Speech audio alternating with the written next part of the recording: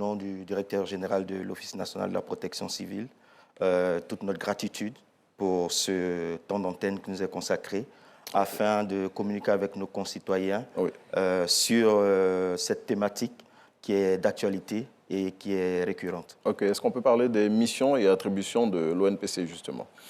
Très bien. L'Office national de la protection civile est chargé de la mise en œuvre de la politique définie par le gouvernement en matière de protection civile. Il s'agit de prévenir les risques civils, de participer à l'élaboration des plans de secours, la mise en œuvre de ces plans de secours. En un mot, il s'agit de coordonner l'ensemble des activités de secours d'urgence en liaison étroite avec les unités opérationnelles des services des ministères concernés ainsi que les collectivités territoriales. Bien, je dis, comme vous avez fini de dire tout ça, quelle est l'étendue des pouvoirs dont vous disposez justement pour mettre en œuvre tout ce que vous avez dit là? L'ONPC a des pouvoirs au niveau national, qui s'étendent donc sur toute l'étendue du territoire. Et à ce titre, en coordination donc avec l'ensemble des ministères concernés, nous agissons pour apporter une réponse efficace à cette problématique qui nous permet de nous retrouver ce matin. Justement, en parlant d'efficacité de vos réponses, je veux dire, est-ce que vous disposez de matériel humain, en termes de ressources humaines, financiers et aussi en termes de logistique? Puisqu'on le voit, à l'occasion des saisons des pluies, il y a d'énormes dégâts que les pluies, malheureusement, font. Et dans les opérations de secours, ce n'est pas toujours évident. Le gouvernement s'efforce de mettre à la disposition de l'ONPC les moyens nécessaires pour accomplir la mission qui lui a été confiée.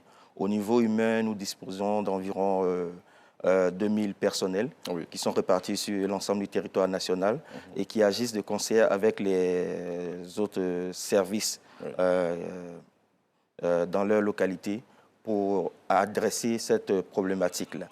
Au niveau matériel, au niveau logistique, des efforts sont consentis donc, chaque année en matière d'acquisition, mais également d'entretien du matériel opérationnel, matériel existant, pour garantir un certain niveau d'intervention quant aux différents sinistres et catastrophes auxquels nous pourrons être confrontés. Mais justement, en parlant de ces sinistres et catastrophes, mon colonel, j'ai cru entendre, vous me direz si je me trompe, que l'ONPC fait partie de la commission d'attribution des permis de construire.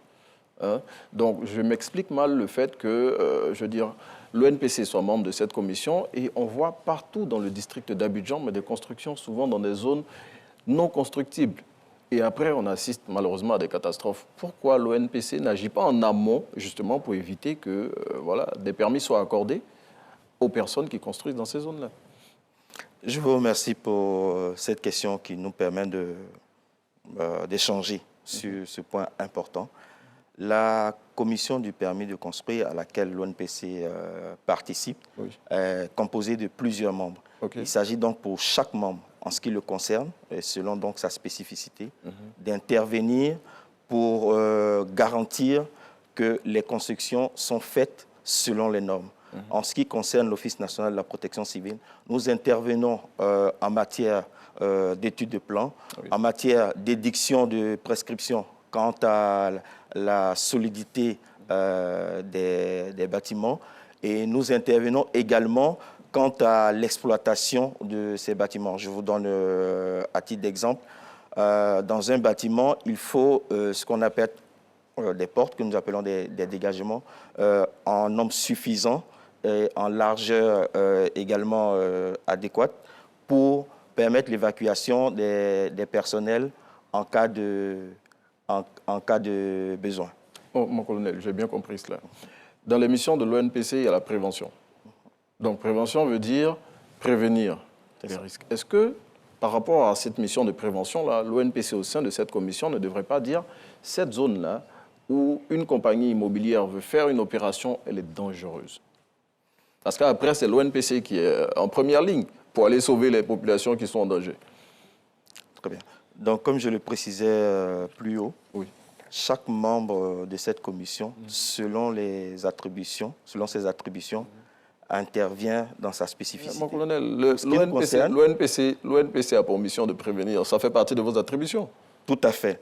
Dans le cas de la commission du permis de construire, nous intervenons sur les spécifications techniques concernant, donc dans ce cadre-là, la prévention n'est pas concernant les plans, concernant les plans, les mesures de construction. Quant à l'attribution, la définition, l'attribution des lots ou l'attribution de la définition de certaines zones. Ça ne relève pas de la compétence de l'ONPC. Ça relève d'une mission spécifique d'autres structures. OK.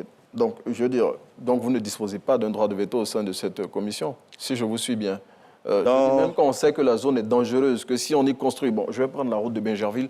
On a tellement de promotions immobilières pour ceux qui connaissent Bingerville. Il y en a même qui se trouvent dans des bas-fonds. Mais je dis, on laisse faire. Est-ce que l'ONPC, donc, je dis, vous êtes dans cette commission-là à titre consultatif, vous ne pouvez pas dire non, non, c'est pas bon? L'ONPC, comme l'ensemble des membres de la commission du permis de construire, dispose du droit de veto. C'est-à-dire, dans cette commission, l'avis négatif d'un membre de la commission annule toute progression sur le dossier concerné. C'est-à-dire, dans cette commission, chaque membre dispose du droit de veto. Voilà. Si, par exemple, sur une douzaine de ministères, un ministère estime que les conditions ne sont pas remplies pour que l'action qui est prévue soit menée, l'action s'arrête jusqu'à ce que les conditions soient remplies pour que... je laisse aux téléspectateurs le soin d'apprécier ce que vous venez de dire. Et ça veut dire que dans tout ce qu'on voit là, les zones non constructibles et tout ça, aucune des commissions, aucune des structures qui ne siègent au sein de cette commission d'attribution des permis là, ne lève le petit doigt pour dire cette zone-là, c'est dangereux. Bon, passons, mon colonel, passons. Je veux dire, votre structure accompagne le ministère de l'assainissement dans l'opération qui a démarré là pour sauver ma vie, je quitte les zones à risque. Comment se passe cette collaboration? Puisque là, on parle de la même chose. Prévention des risques. Cette collaboration se passe bien. Nous assistons le dit ministère dans cette mission pour permettre, dans le cadre de la réalisation de ces missions spécifiques, de permettre la protection des populations. Donc c'est cela. Oui. Donc je veux dire, vous ne faites que de l'accompagnement. Nous l'accompagnons, nous l'assistons, nous l'appuyons dans le cadre de cette mission-là. OK. Mission qui a déjà démarré. Hein. Depuis le 5, on est rentré dans la phase active. Les destructions ont déjà commencé et tout ça, je le rappelle pour nos téléspectateurs, dans certaines zones du district d'Abidjan. Et puis, depuis quelques semaines, vous avez entrepris une campagne pour prévenir les risques d'inondation. Comment cela se passe effectivement? Très bien. Dans le cadre de la prévention des risques d'inondation, cette campagne vise à rappeler à nos concitoyens les consignes d'usage pour faire face aux effets néfastes des pluies diluviennes qui ne sont pas, en fait, nous le rappelons, une fatalité. Voilà. Il s'agit donc de rappeler à nos frères, à nos concitoyens, les consignes à respecter pour éviter d'assister à des situations désastreuses, comme on peut le voir quelquefois. Mais dans le cadre de cette activité-là que vous menez, est-ce que, comme le ministère de l'Assainissement et de l'Hydraulique, est-ce que vous disposez de moyens de coercition pour, par exemple, faire partir les populations? En ce qui concerne les moyens de coercition, une vaste réforme est engagée actuellement pour renforcer les pouvoirs de l'Office national de la protection civile dans ce secteur particulier. Il s'agit donc, au-delà de l'aspect technique, l'aspect technique des prescriptions qui sont faites pour accompagner l'ensemble des autres ministères, de renforcer ce pouvoir-là afin de garantir une certaine célérité, une prise en compte des différentes observations techniques qui sont faites. Donc, pour vous traduire, pour vous faire plus simple avec les téléspectateurs, bientôt l'ONPC pourra chasser les gens aussi. C'est bien cela. Non, la disposition technique est en train d'être prise, c'est ça? Il ne s'agira pas de chasser les gens. Non, je dis, les personnes qui vivent dans les zones à risque, c'est pour leur, leur sécurité aussi. C'est ce que fait le ministère de l'Hydraulique. Et de les emmener à adhérer, puisque c'est l'objectif final, à adhérer en fait, à l'action gouvernementale pour sauver les vies. Justement. Mais je dis, pendant cette campagne, quels sont les messages qui sont véhiculés, justement? Il s'agit essentiellement d'un appel à la prudence et à la vigilance. Appel à la prudence et à la vigilance parce que quelquefois, vivant dans les zones concernées, ou bien à proximité des zones concernées, oui. Il commence à exister une certaine familiarité avec le risque, le danger, au point d'entraîner une sorte de négligence ou bien de perte de vigilance oui. qui entraîne quelquefois des actes d'imprudence. Oui. Donc il s'agit donc de rappeler ces choses aux différentes populations pour leur permettre de rester toujours vigilantes et de faire ce qu'il y a à faire pour éviter les situations désastreuses. Et je veux dire, vous avez démarré cette campagne depuis plus d'1 mois maintenant. Vous êtes à quelle étape là? Nous sommes actuellement, après les étapes de sensibilisation, d'information, de préparation, de contact direct avec les populations pour les emmener à appliquer les consignes qui leur sont données, notamment de libérer les zones à risque, éviter ces zones à risque, se mettre à l'abri en cas de sinistre et puis de prévenir les services de secours. Ben, colonel, chaque année, c'est ce que vous faites, hein, ce que vous venez de décrire, sensibiliser et tout ça. Mais pourtant, je veux dire, chaque année, on assiste aux mêmes scènes quand il y a les saisons des pluies. Je veux dire, là, la SODEXAM, la Société de météorologie nationale, prévoit mais de fortes pluies, cette saison plus forte que celle qu'on a déjà connue. Et je veux dire, dans les zones où ces populations-là vivent, malheureusement, qui souvent disent qu'elles n'ont pas de moyens, c'est à cause de ça qu'elles se retrouvent dans ces zones. Mais quand il pleut, les gens ne dorment pas parce qu'on ne sait pas ce qui va advenir après. Donc, chaque année, vous faites la sensibilisation, mais bon, ça ne change pas. Colonel. Effectivement, depuis plusieurs années, les actions de sensibilisation sont menées. On est dans une équation, on va dire, relativement simple. Le phénomène est connu, il est prévisible, il est encadré dans une certaine période de temps. On peut même en prévoir l'intensité. Maintenant, dans cette équation-là, la variable la plus importante, c'est l'homme. Et pour agir dans le sens de changement de mentalité, de comportement, nous savons que c'est une action de longue haleine. Oui. Longue haleine. Et c'est pour cela que nous ne baissons pas les bras quant à la sensibilisation, quant à l'information, en vue, au-delà des actions des pouvoirs de coercition, des pouvoirs de... Bon, que vous allez avoir bientôt. Hein. Voilà, de recadrage et tout ça, d'avoir l'adhésion des populations parce qu'elles sont le point essentiel de la solution qui doit être apportée. Une fois que cette adhésion-là est acquise, la population devient maintenant un relais de l'action du gouvernement et ça garantit une plus grande efficacité. Donc, les actions de formation, de sensibilisation et de contact direct avec les populations se mèneront et vont se renforcer de plus en plus. Il est à noter qu'une amélioration est constatée. Depuis plusieurs années, nous constatons la réduction en fait, des effets néfastes des pluies diluviennes. Donc, ce qui nous encourage à renforcer davantage cette action de communication et de sensibilisation auprès des populations. Oui, pour vous prendre au mot, les dernières pluies qu'on a enregistrées à Abidjan, je crois il y a 2 semaines de cela, il n'y a pas eu de victimes, alors qu'elles ont été abondantes. Mais avant cela, en début d'année, on avait eu 2 petites filles qui malheureusement étaient décédées dans la zone de Cocody. Donc je dis, en parlant de réduction, les risques sont toujours là. Voilà, les personnes continuent à en pâtir. Je vais revenir à l'opération de déguerpissement des populations initiée par le ministère de l'Assainissement et de l'Hydraulique. Vous assistez, l'ONPC en tout cas assiste à ces opérations de déguerpissement. Et la question que je pose à nouveau, pourquoi en amont tout n'est pas fait pour que les populations ne colonisent pas les sites où voilà, elles sont en danger? Puisque vous êtes dans la prévention, je reviens là sur vos missions, hein. Vous êtes dans la prévention, donc pourquoi en amont le travail n'est pas fait pour éviter qu'en aval on ait à aller détruire des constructions?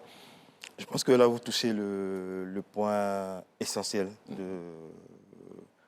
de l'activité et de l'action qui est menée. Il s'agit d'intervenir pour le changement des mentalités et des comportements.